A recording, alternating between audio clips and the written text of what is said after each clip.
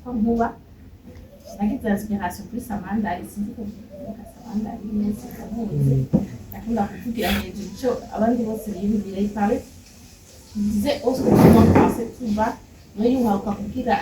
kuvuga ibintu abandi batuba mu kuvuga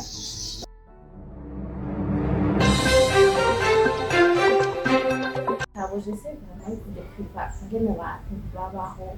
ubuzima bwabo nibaza ko ari byo byoroshe gutahura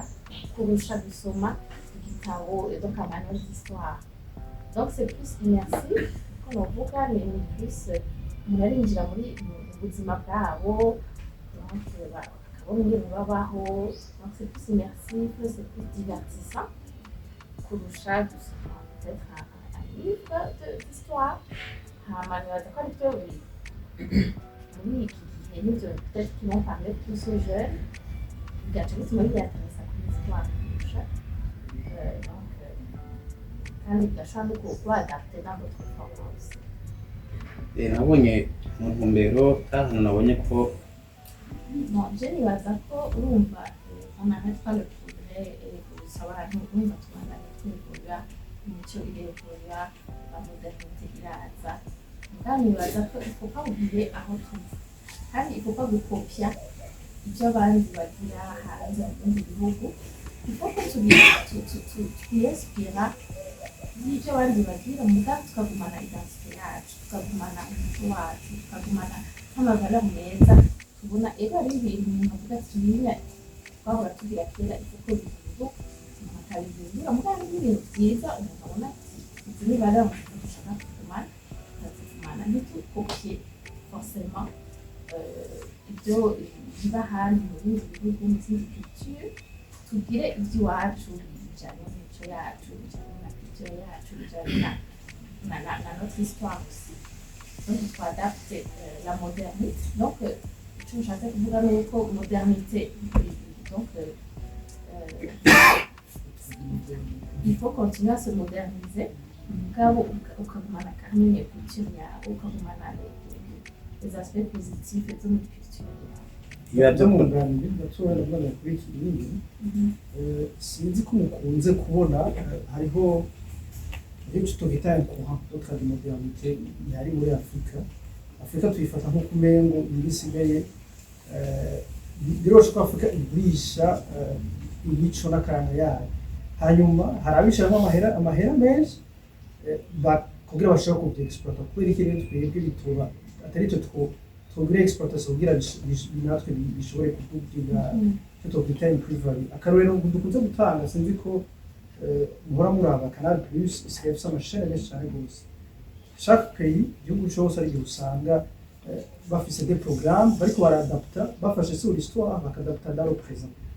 bakoresheje bon apart dans le présent comme tel bakadapta bakoresheje ubuhinga bushasha dufate nko bagaca nk'umugano bagaca bagira une saison sur ça. Ça veut dire qu'il est produit par Canal Plus, n'abacteurs kaje baje bashaka usanga harimo n'abarundi banashaka nabo muri ico gihugu mugabo hariyo iyo dimension traditionnelle niko rero twebwe rero ataka abarundi by'iwacu bitokwibagirwa mugabo tukaraba ngende navyo ne biza kugira kuja muri iyo même continuité de situation uko n'abana b'iwacu batovyibagira mugabo bakoresheje ayandi maso mushasha benga plano ico ikintu hade ni ibibazo ko yagomba gushimikira kwa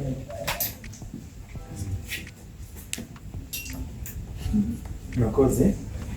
amazina yanje Impuze Eric sanzwe nkora ku kinyamakuru Black Media iyo nico gitabo nabonye gifise impapuro nyinshi icyo nshaka kumenya nimba kizosohoka mu buryo bwa CD tumaze kubibona atari hake cyangwa igasohoka mu buryo bwa filime tumaze kuza kuduha umuco et aussi les petits tambours nivyo mwavuze ko madotse cyane rwose ku mico n'akanga k'igihugu mugabo ushaka kumenya si hazosohoka canke yarotese ikirundi ikindi nibaze yuko ushaka umuco mudomako iki gitabo ugikeneye azokigura mu buye buryo kuko hari aho usanga bidandaza pa internet hariho n'ababidandaza nk'uko canke n'ingabi ibijanye production yacu byo bimeze gute umuntu arashobora gukora production we ubwiwe canke ni twazanye kumurikurira mu kindi kibazo nikijanye na ndabifata nko muri population cible mukora iki gitabo yifuza ko kidoshikira abandi est-ce que réellement kifuki abashikira hama muona mwebwe ku ruhande rwanyu shakiwe gute par rapport yuko mwashaka shakira hama ngaha mu Burundi kubera iki mwahaje inyuma yuko mubanza kugitanga hano hose hari impamvu yihariye yoba yatumye mwumva koko ko cyane avuga iby'iwacu mutubanza kubera nyine ngahe iwacu iwanyu nyine merci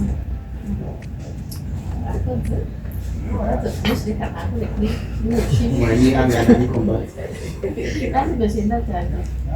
urumva ikibazo cya mbere wabashije ko ari amasede kugira ngo bagomba kuvuga les audiobook cyane film donc ibya adaptation ndabyifuza urumva bisaba amamoyen je kumwanditsi muri amafilme muri audiobook mugabo donc ouverte aux adaptations nifuza justement yuko mu bapartenaire tuzogura exceptionnel hashobora kuvamo peut-être un projet d'adaptation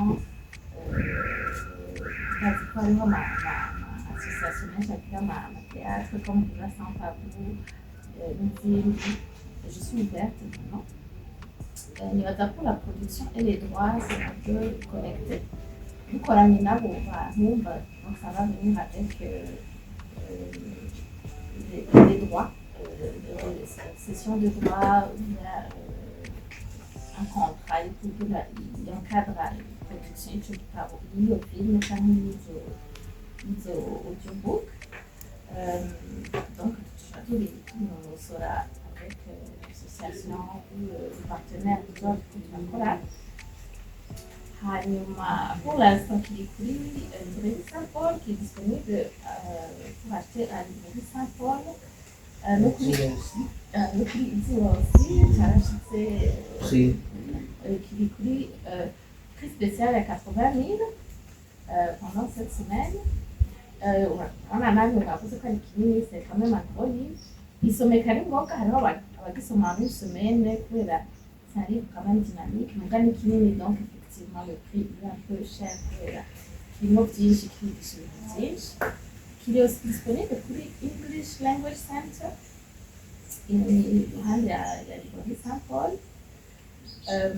inosi nibaza ko hari amaplateforme Amazon ashika ngaha mugabo disponible kuri Amazon aussi sur les plateformes en ligne qui sont disponibles en format électronique aussi EPUB donc abashobora kukigura en ligne navyo nyene birashoboka donc vraiment qu'il est accessible réception nziza vraiment on a reçu de très bons retours Kuri Kobo par exemple une plateforme en ligne à la sortie ça sorti en décembre 2025 il y avait eu un très bon classement dans le top 5 des romans historiques avec tous les romans d'Avandi donc il a été bien classé au niveau des ventes à la sortie alors c'est sûr qu'il a servi de moyen de marketing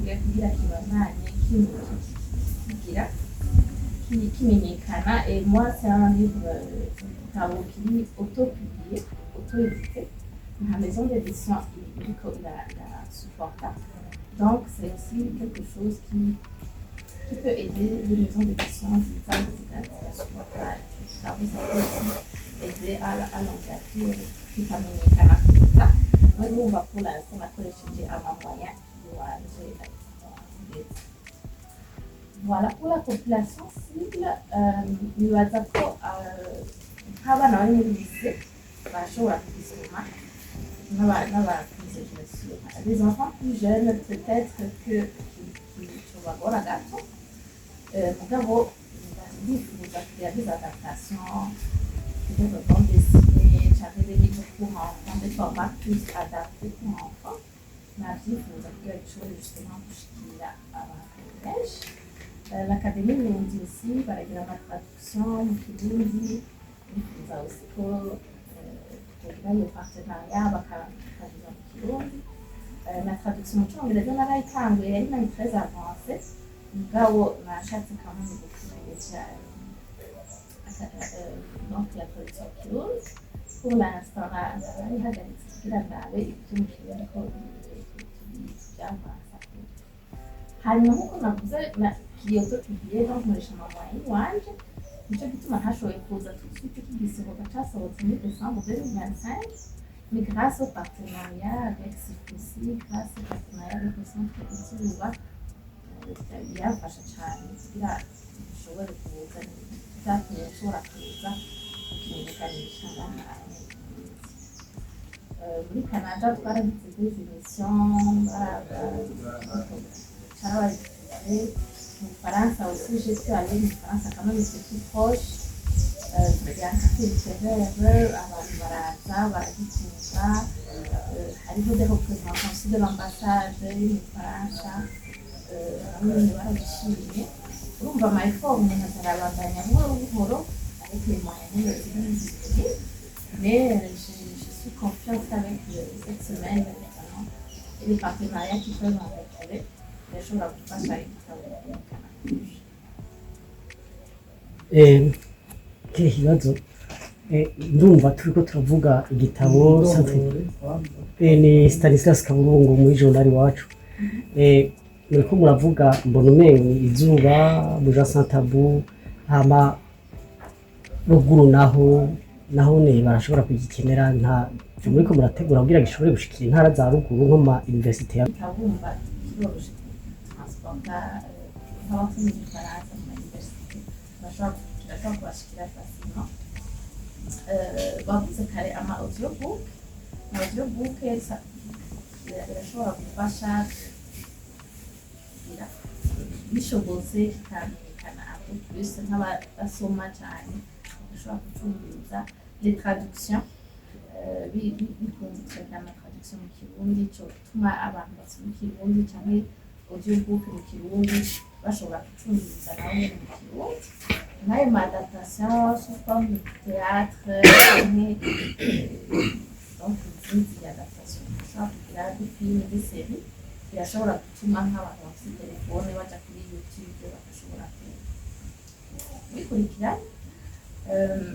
J'ai aussi ce que j'ai voulu faire un des projets naifisime gukora naragize amarecherche menshi kugira ngo cyane si ibintu nifondeye ni ibintu byavuye mu malivre d'histoire yanditse n'abahistorien bazwi ba Nyiringoroha ba Augustin Sanze ba Michel Bahinduzi Jean-Pierre Chrétien donc abahistorien vraiment bari connus. Harimo aussi des livres nasomye zanditswe n'abantu colon bari ngaha à l'époque bakadekriva ubuzima nyine babusanze donc ibyo byose narabisomye narasomye presque plus de 80 livres kugira nshobore kwabona amarticle nagiye ndatora n'ama émission aussi ama podcast sur l'histoire kugira nshobore kudekriva le plus proche possible y'ingene byari bimeze. Donc, les recherches, c'est difficile, mais je crois que tu pourrais faire des petites capsules d'informations. Donc, je me suis aussi au Chicago, il y a des petites capsules sur YouTube, sur les réseaux sociaux. Avant de jouer un petit peu notre histoire à travers les capsules basées sur la recherche dans la guide. Voilà.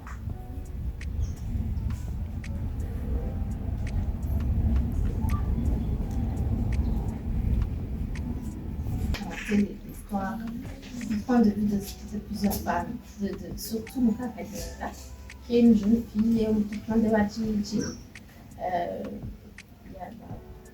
qui est devenue la vestale du tambour Kagenda. Donc, je parle de son point de vue, je parle aussi de la reine-mère, Gabekati, je parle donc abagore benshi abandi ba vestale Mukakiranga harimo n'abandi bakirikana aba inshoreke abagore à l'époque, donc bari bafite des rôles de fonction à la cour, comme sinzi ko mubyibuka mu makuru d'histoire hariho Nyangemanya yaraba ibintu byo muri à la cour royale, yaraba ko ibintu byose bitunganye neza. Donc je parle un peu de toutes ces femmes kubera ndibuka, enfin je pense qu'il faut dans les livres d'histoire kenshi tuvuga abami tuvuga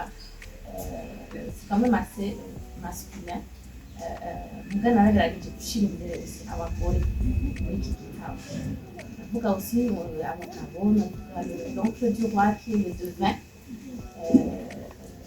ndavuga le prince, ndavuga un personnage yitwa le fou du roi yitwa Nkuba. Nagize inspiration kuri Samandari, sinzi ko Samandari neza ndamuzi, akunda kuvugira hejuru icyo abandi bose biyumvira. Il disait au second passé tout bas, mais il m'a pas compris la donc j'ai essayé de mélanger un peu plusieurs personnages, mais surtout de mettre la lumière sur les femmes. Pour dire c'est une place de société américaine et que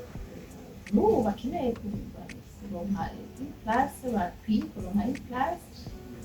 Donc voilà, c'est une continuité. La société est faite d'hommes et de femmes, et donc c'est normal que